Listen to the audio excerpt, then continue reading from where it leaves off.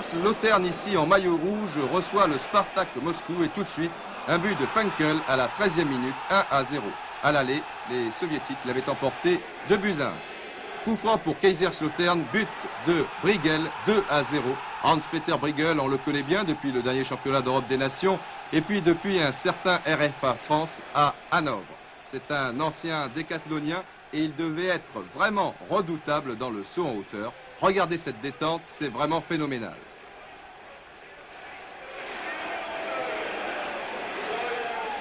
Funkel plus Briegel égale 2-0 pour Kaiserslautern à la mi-temps.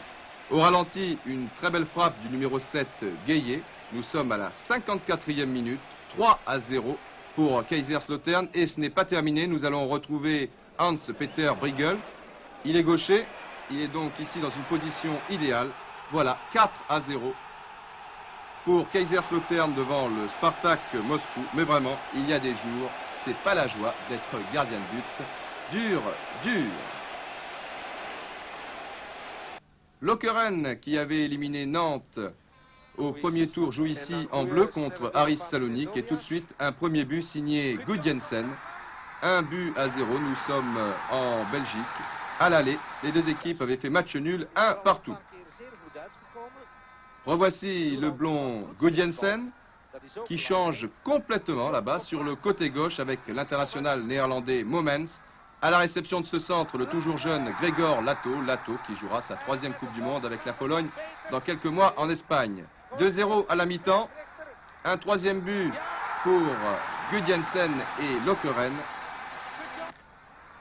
Encore Gudjensen qui aura vraiment été le grand monsieur de cette rencontre. Larsen, le ballon est renvoyé par la transversale, mais Momens va profiter d'une erreur monumentale du gardien Panzarias.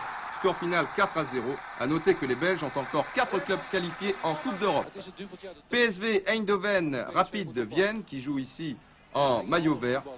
Et tout de suite un but. Vous le connaissez bien. Attention, le voici.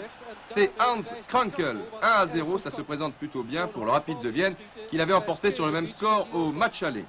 Le football néerlandais nous intéresse particulièrement, vous le savez, et l'équipe de France retrouvera peut-être le 18 novembre prochain au Parc des Princes un certain Jan Portfield qui égalise ici avec beaucoup de réussite.